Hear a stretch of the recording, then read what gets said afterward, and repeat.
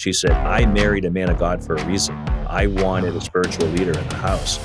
I don't know if a lot of wives say that today, but I'm telling you, when your wife says that to you, you might think it's honoring, and it is, but it's also very humbling.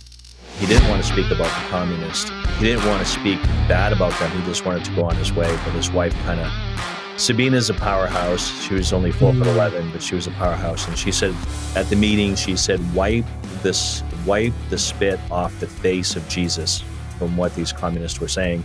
And he said, if I do that, you will no longer have a husband. And she said, I don't need a coward for a husband. And so you can imagine that we actually reenacted all this in the movie Tortured for Christ. And he did. He spoke out against communism and said the church needed to serve Christ and Christ alone.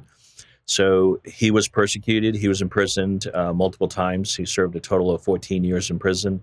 Sabina served 3 years in slave labor camp. You know, I didn't intend to go here in this conversation, but we're talking to men and dads. And it strikes me that one of the most important things you said there was this idea of, I don't need a coward for a husband.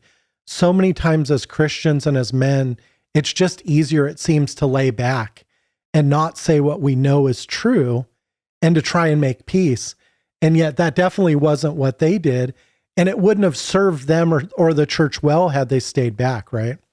No, I mean, he actually wanted to stay back because he wanted to serve those in Romania. But the Romanian church said, you need to go. You need to go to tell our story. And so that's what he really did. But, you're right. People miss that. And being honest, it's my privilege to be on, a Thinking Dad podcast, because we face this as men, right? I mean, I remember even once my wife asking about something spiritual, and I'm saying, honey, you can decide that. And she said, I married a man of God for a reason. I wanted a spiritual leader in the house. I don't know if a lot of wives say that today, but I'm telling you, when your wife says that to you, it is not, you might think it's honoring, and it is, but it's also very humbling. And you realize that I have a responsibility to be a spiritual leader in my house. And that's a big responsibility. And if I don't do it, I mean, my wife has pretty much told me, she's not calling me a coward, but she will say, I married you because I wanted spiritual leadership. Yeah. And so if I fail, I am failing her, and I'm failing my children. I'm failing my grandchildren. Yeah.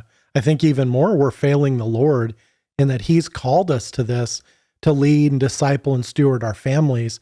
And there's clear biblical instruction. And, man, it's so much easier sometimes to just go, I can do that another time. Or that's not where I need to get in. I don't need to make waves. But man, I'm glad you brought that up. This episode of Rapid Response was brought to you by CTC Math. Visit them at ctcmath.com today.